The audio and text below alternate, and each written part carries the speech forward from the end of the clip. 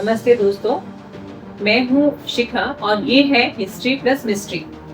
आज एक कॉफी लेकर बैठिए मेरे साथ आराम से, क्योंकि जो बात करने वाले हैं हम वो हेडलाइंस में तो है ही, पर शायद इतनी गहराई से नहीं समझाई गई है जितनी जाननी चाहिए। सोचिए, फरवरी 2026 में दिल्ली की सर्दियां जारी हैं। मालवीय नगर, साउथ दिल्ली का एक बहुत पॉश इलाका। वहाँ एक होटल में आग लग जाती है। बॉडीज निकलती हैं 1, 2, 5, 20, 21 लोग, जिनमें से 18 फॉरेनर्स थे, लिबिया, नाइजीरिया, मोजाम्बिक, बांग्लादेश के। और जब पुलिस इन्वेस्टिगेशन शुरू करती है तो जो निकल कर आता है वो सिर्फ एक फायर ट्रेजेडी नहीं है, एक कॉन्स्पिरेसी पजल है। Fake passport, Bangladeshi trafficking, illegal construction, policy rollbacks और एक होटल ऑनर जिसका नाम ऑलरेडी क्राइम डेटाबेस में था, लवकेश बजाज। तो आज हम करेंगे इस रात्रि का पोस्टमार्टम, हकीकत या साजिश। चलिए अंदर चलते हैं। सुबह के 4 बजे मालवीय नगर की एक बिल्डिंग से धुआं उठता है। पहले हल्का हल्का, फिर गहरा और फिर फ्लेम्स। अंदर लोग सो रहे थे, कुछ जगे हुए थे, कुछ भागने की कोशिश कर रहे थे। फायर ब्रिगेड आती है, 37 लोगों को रेस्क्यू किया जाता है।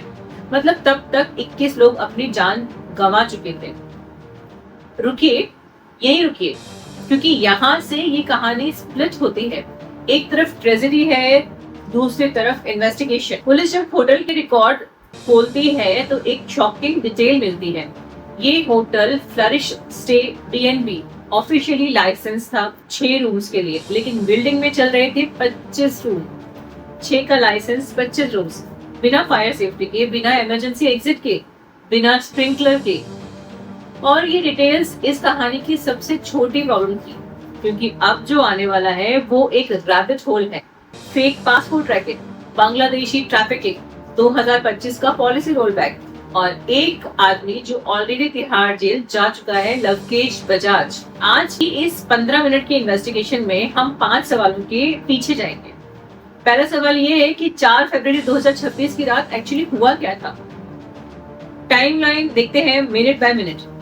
दूसरा, लवकेश बजाज आखिर है कौन और उसका फेक पासपोर्ट रैकेट से क्या कनेक्शन है। तीसरा, लाइसेंस 6 रूम का, कंस्ट्रक्शन 25 रूम की, दिल्ली में इलीगल गेस्ट हाउस आखिर कैसे सेफ्टी से चल रहे हैं। चौथा सवाल ये है कि क्या 2019 अर्पित पैलेस और 2026 मालवीय नगर के बीच में कोई पैटर्न है, एक पॉलिसी कॉन्स्पिरेसी तो नहीं है। पांचवा सवाल है कि 21 बॉडीज के बाद सिस्टम बंदा या सब कुछ रीसेट हो गया।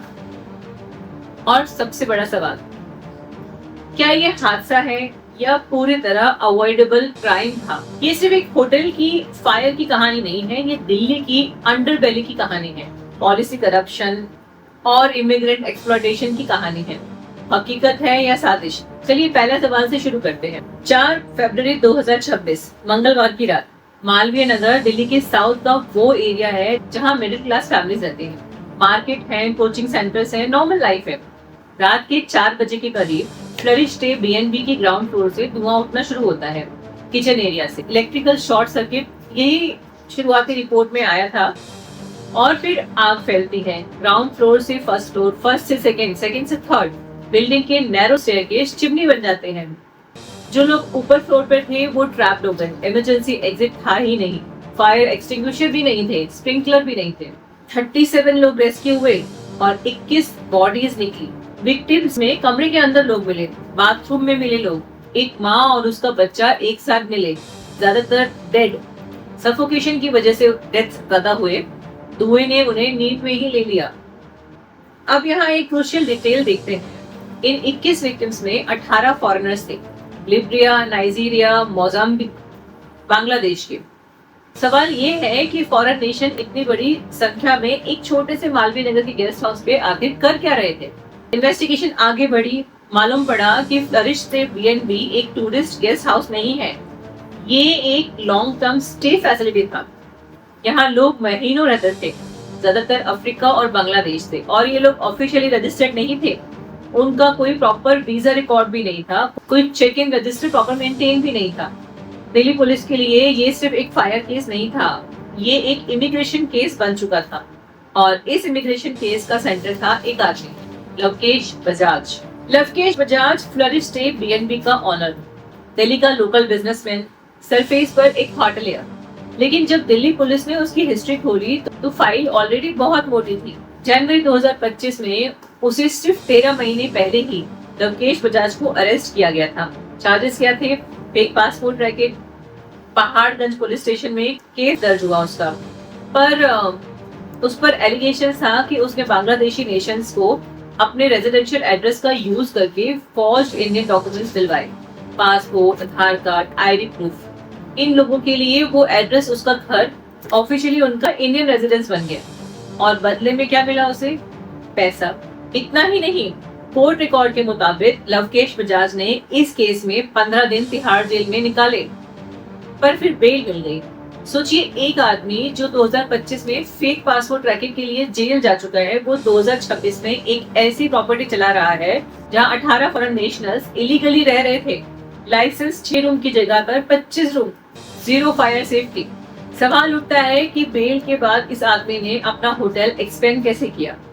बिल्डिंग में इलीगल कंस्ट्रक्शन कौन कर रहा था? और सबसे इम्पोर्टेंटली, इसको रोकने वाला कोई था भी नहीं। जवाब जानना है तो हमें थोड़ा और पीछे जाना होगा, लेकिन उससे पहले 1 मिनट रुकिए।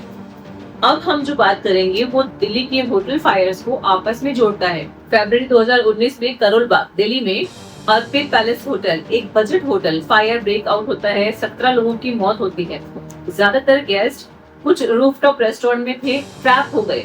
इन्वेस्टिगेशन के बाद मालूम पड़ा कि कंस्ट्रक्शन इलीगल थी, फायर सेफ्टी वायलेशन हुए थे, इमरजेंसी एग्जिट ब्लॉक थे, रूफ पर जाने का एक ही रास्ता था और वो भी बंद था। ऑनर कौन था? आर.के. गोयल। वो इन्वेस्टिगेशन के दौरान कतर भाग गया। सीबीआई ने केस किया, पहले से फॉर्जरी केस था उसके ऊपर।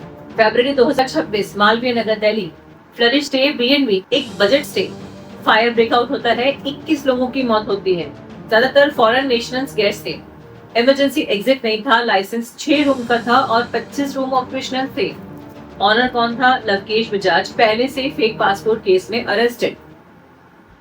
पैटर्न देखिए, दोनों बजट होटल, दोनों फरवरी में, दोनों के इमरजेंसी एग्जिट कॉम्प्रोमाइज, दोनों इलीगल कंस्ट्रक्शन, दोनों ऑनर पहले से क्रिमिनल केस फेस कर रहे थे। दोनों केसेस में गेस्ट ट्रैप थे अपर फ्लोर पे। दोनों केसेस में सफोकेशन से ज्यादातर मौत हुई। ये कोई कोइंसिडेंस नहीं है, ये एक सिस्टमैटिक फेलियर है। और ये सिस्टमैटिक फेलियर डेलिब्रेट है या नेग्लिजेंस, यही है असली मिस्ट्री। क्योंकि 2019 के बाद कुछ हुआ पुलिस लेवल पर। अर्पित पैलेस फायर के बाद पुलिस आउटरीच हुआ, मीडिया कवरेज बढ़ा, गवर्नमेंट के ऊपर प्रेशर आया। दिल्ली सरकार ने फायर सेफ्टी नॉर्म्स को टाइटन किया, गेस्ट हाउसेस के लिए स्ट्रिक्टर रूल्स आए, इंस्पेक्शन बढ़ी, सर्टिफिकेशन मैंडेटरी हुए। 2022 में एक पॉलिसी रिवीजन आता है, कुछ सेफ्टी रिक्वायरमेंट सिंप्लीफाइड की जाती हैं, रेगुलेटरी बर्डन कम करने के नाम पर। 2025 में एक और पॉलिसी चेंज आता है। रिपोर्ट्स के मुताबिक फायर सेफ्टी इंस्पेक्शन की फ्रीक्वेंसी कम होती है, सेल्फ सर्टिफिकेशन का प्रोविजन एक्सपेंड होता है, बिल्डिंग रेगुलेशंस में कुछ रिलैक्सेशन आते हैं। और फरवरी 2026 में एक और होटल फायर, इस बार 21 डेड। तो सवाल ये है, क्या पॉलिसी रोल बैक डेलिब्रेट था? क्या होटल लॉबी ने प्रेशर डाला, या ये सब कुछ ईज ऑफ डूइंग बिजनेस के जेन्युइन अटेम्प्ट था जो फैटल हो गया? और भी गहराई में जाते हैं। दिल्ली हाई कोर्ट ने 2020 में एक फायर सेफ्टी ऑर्डर पास किया था, स्पेसिफिक टाइमलाइन दी थी कंप्लायंस के लिए। वो ऑर्डर फॉलो नहीं हुआ 2023 तक। रिपोर्ट्स के मुताबिक 70% गेस्ट हाउसेस दिल्ली के में फायर सेफ्टी कंप्लायंस नहीं था। कोर्ट का ऑर्डर था, सरकार की पॉलिसी थी, इंस्पेक्शन का सिस्टम था, फिर भी 6 रूम के लाइसेंस पर 25 रूम चल रहे थे, फिर भी इमरजेंसी एग्जिट नहीं था, फिर भी 21 लोग जल गए। तो अब आप बताइए, हकीकत है या साजिश है ये?